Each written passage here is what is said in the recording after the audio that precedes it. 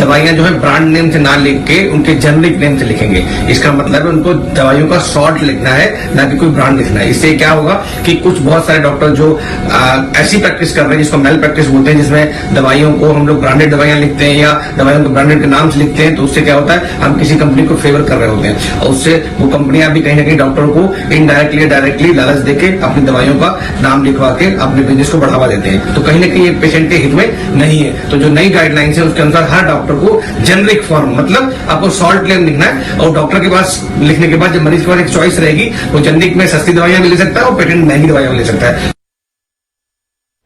आइए अब आपको बताते हैं कि आखिर क्या फर्क है जेनरिक दवाओं में और ब्रांडेड दवाओं में।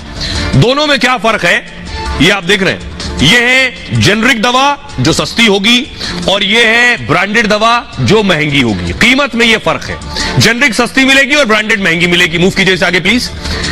नियंत्रण किसका होता है? जेनरिक दवाओं पर सरकार का नियंत्रण है और ब्रांडेड पर काफी हद तक कंपनियों का नियंत्रण होता है। रिसर्च और डेवलपमेंट, इन दवाओं का रिसर्च डेवलपमेंट हो चुका है। ब्रांडेड मेडिसिन का बार बार अपडेट होता रहता है। प्रचार और ब्रांडिंग, जेनरिक दवाओं को इसकी जरूरत नहीं पड़ती है और ब्रांडेड दवाओं का महंगा होने का वजह होता है कि कंपनी प्रचार पर बहुत पैसा खर्च करती है। पैकेजिंग, जेनरिक दवाओं की साधारण पैकेजिंग होगी और ब्रांडेड दवाएं खास तरह से पैक होंगी, खास रंग में पैक की जाएंगी जिससे आपको आकर्षित करे, ये लगे भी आपको ये कोई बहुत महंगी और अच्छी दवा है। खर्च सिर्फ उत्पादन पर खर्च होता है जेनरिक दवाओं का। ब्रांडेड पेटेंट, मार्केटिंग और प्रचार पर खर्च होता है। बढ़ावा क्यों दिया जाता है? क्योंकि सबको सस्ती दवा मिले, सरकार की प्रायोरिटी, प्राथमिकता ये। ब्रांडेड कंपनी और डॉक्टर को मुनाफा होता है अगर आपको डॉक्टर ब्रांडेड लिख रहा है तो। सॉल्ट क्या इस्तेमाल किया जाता है? जैसा इसमें इस्तेमाल किया जा रहा है वही इसमें इस्तेमाल किया जा रहा है। ब्रांडेड जैसा ही इस्तेमाल है, इसमें जेनरिक जैसा इस्तेमाल है। असर क्या है? जैसा ब्रांडेड दवा का असर होगा वैसे ही जेनरिक दवा का असर होगा। दोनों का एक जैसा असर है। कहां मिलती है? सरकारी अस्पताल में, जन औषधि केंद्र में। ब्रांडेड मेडिसिन प्राइवेट अस्पताल में, मेडिकल स्टोर्स में मिलती है।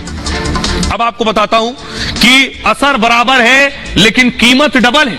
आप बहुत सी दवाएं खरीदते हैं, डॉक्टर ने लिख दिया अच्छी सी पैकिंग में मिलेगी, मेडिकल स्टोर से आप लेंगे, दूसरा कोई विकल्प नहीं आपके पास तो आप खरीद लेते हैं। जैसे उदाहरण के लिए मैं आपको बताऊं, आपको बुखार आ गया तो आपने पैरासीटामोल ले ली। अब कीमत देखिए, जेनरिक पैरासीटामोल जो 4 रुपए की है वही ब्रांडेड 10 से 50 रुपए का।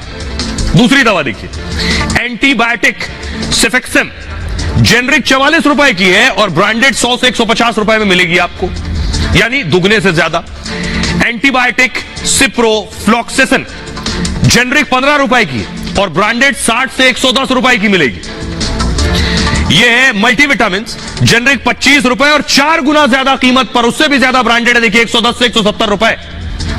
यह है एजिथ्रोमाइसिन, जेनरिक 76 में खरीदेंगे और ब्रांडेड डबल से ज्यादा है। जितनी भी ब्रांडेड दवाएं हैं वो 2 गुने से ज्यादा है। यानी अगर आप 1000 रुपए की दवा ले रहे हैं ब्रांडेड में तो शायद 250 रुपए 300 रुपए में जेनरिक दवाएं मिल जाएंगी आपको, लेकिन डॉक्टर लिखते नहीं क्योंकि ब्रांडेड में अलग मुनाफा है। ब्लड प्रेशर की एम्प्लोडेपिन, ये जेनरिक 25 रुपए और ब्रांडेड 60 रुपए से 182 रुपए में। सर्दी जुकाम की सिट्रेजिन, जेनरिक 10 रुपए में, ब्रांडेड 50 से 100 रुपए में।